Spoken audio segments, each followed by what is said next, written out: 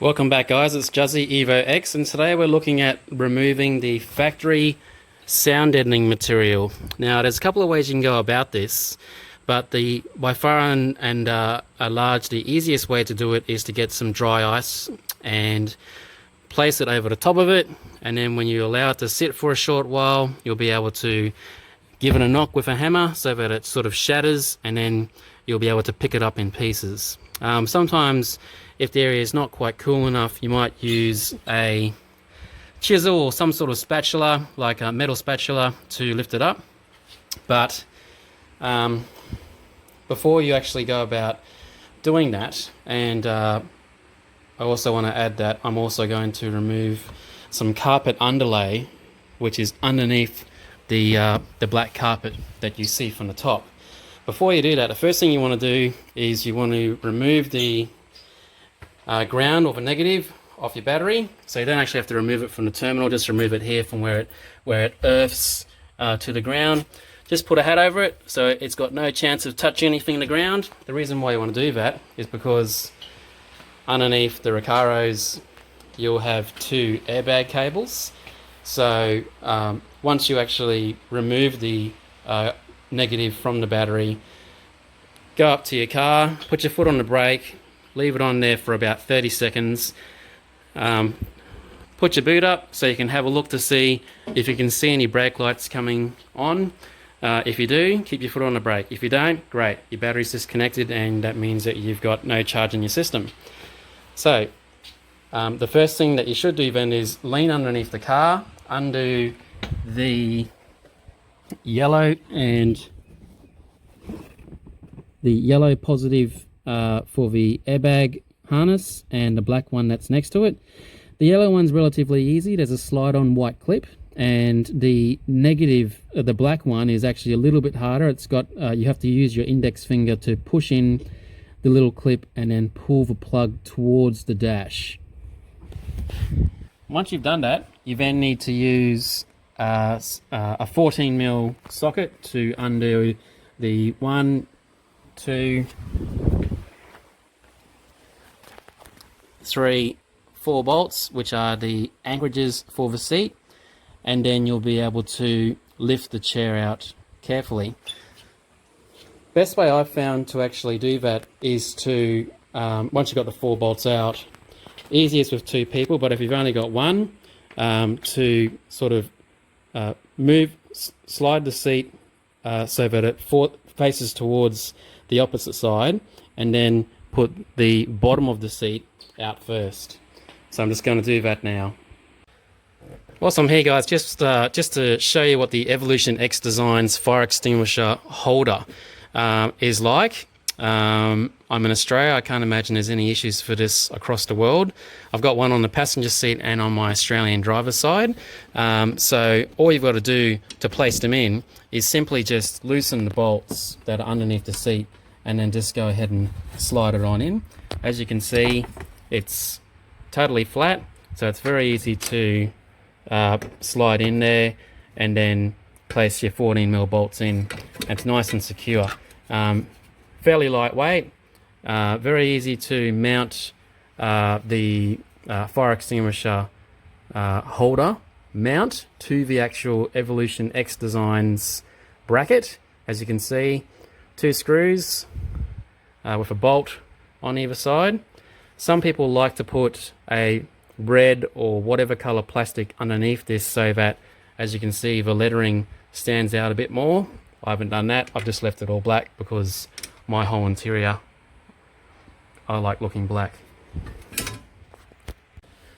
Alright guys, so that came out nice and easy. Just took about 20 seconds to lift it out. So here's what the actual airbag cables look like. So the best thing to do when you're wanting to undo the plugs, and it's best to undo the plugs first. In fact, you have to undo the plugs first, because if you undo the bolts and then try and lift it up, it's all in the way. So best thing to do is reach in from the back of your car, put your hand underneath the seat, and simply slide back this white clip. When you slide that white clip, then the whole plug will be able to pull forward. Now this one's a little bit harder. This one sits like this, as you can see, and you've got to use your index finger to reach underneath to pull that black part up so that it too can pull forward towards the dash. Once you've got them unplugged, they can just simply sit there. You don't need to undo any plugs that are underneath the Recaros apart from these two. That's all you've got to do. So what I'm going to do today is I'm going to remove all these black plastic trims. They're fairly self-explanatory. Start off with this one. A little bit hard to do when you've only got one hand, but they're very easily unclipped with two hands. There'll be a bolt in here to undo so that you can pull that part out, and I think that there's a little retaining clip that makes it so you slide it either this way or backwards, and that comes out nice and easy. You'll have to, in order to get to underneath all this carpet area, you have to use, I think it's it's between a 15 and a 17 size bolt, I'll check in a minute, to undo this seat belt. What that then means is that you can undo all this plastic that's down the side here, and then you can actually lift the carpet up, and you'll be able to see all the actual sound deadening material in terms of a thick carpet underlay, as well as the hardened one like this that we can remove.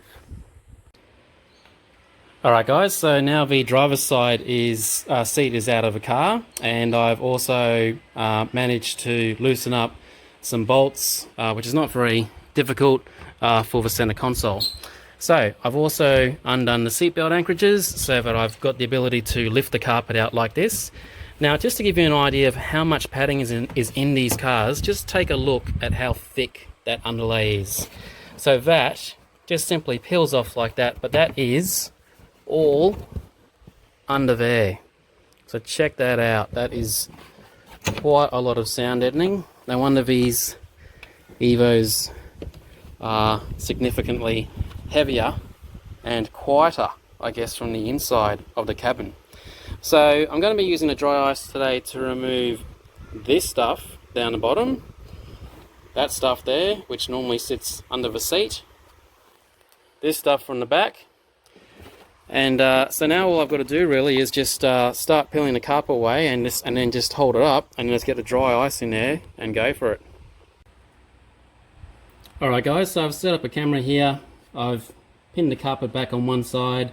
I'm going to simply put this dry ice now onto these parts here. And you can buy dry ice via the slab or in pellets like this. This is relatively flat, and some people I've seen on YouTube use isopropyl alcohol. It's actually fairly hard to get in Australia. I actually could not find it at Coles, Woolworths, Bunnings, Priceline, Chemist Warehouse. The only thing I could find was Isocol, which doesn't actually have a quite high enough percentage to mix in with the dry ice and make it more like a sort of a paste, sort of more like a snow sort of feel, so it's easier to work across flat sections to get better surface area than this. But this is actually not too bad. So a lot of people will just either buy it by the slab or buy it like this and even just crunch it down more with a hammer. So I'm just going to start by putting it at the back here.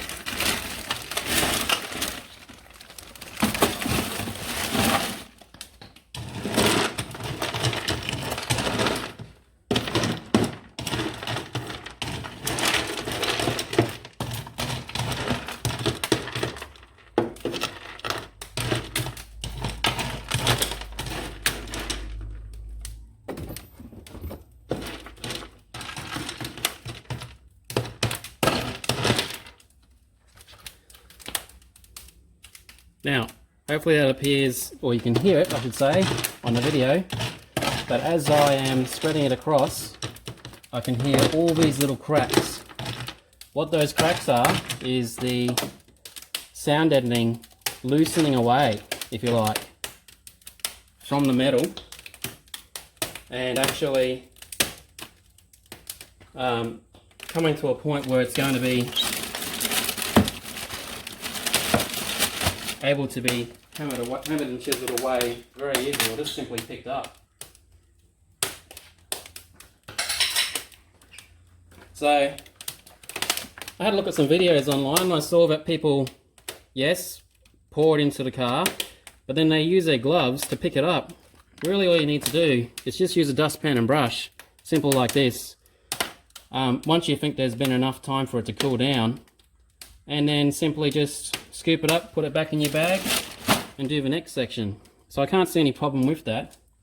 Might just take this off the mount now so we can get a bit closer. So here's what it looks like.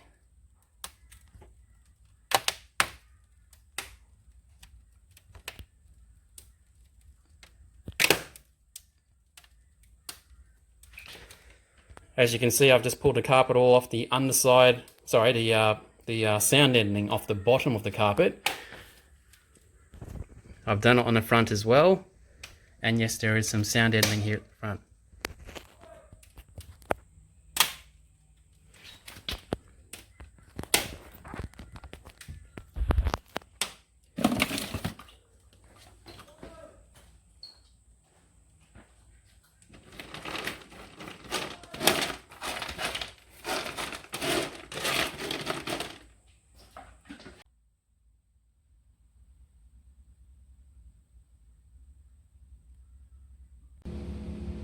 Okay guys, so here is what it's looking like so far. I've probably spent about, I don't know, 5-10 minutes just after I put the ice down. I started to use my chisel because I thought, wow, it's really cold. I should be able to just start getting this away straight away. So what actually happened was I started chiseling away with my mallet, and it would only do very tiny 50-cent coin sections at a time. I managed to get all of that up, but as I sort of spread it around, I found that it was actually not cooling as well as what I would have liked it to. I've got a fan on here in my garage, and that's why you can see a lot of this blowing around quite quickly. It's a hot day, and so this ice, as you can see, is starting to wither away into oxygen. Now, whilst I was working on that side, this side was fully layered down and was really cool. And I went to go and put the chisel in just one little bit, and whole sections were coming off at a time. So as you can see, that's what I was getting off on the rear seat area.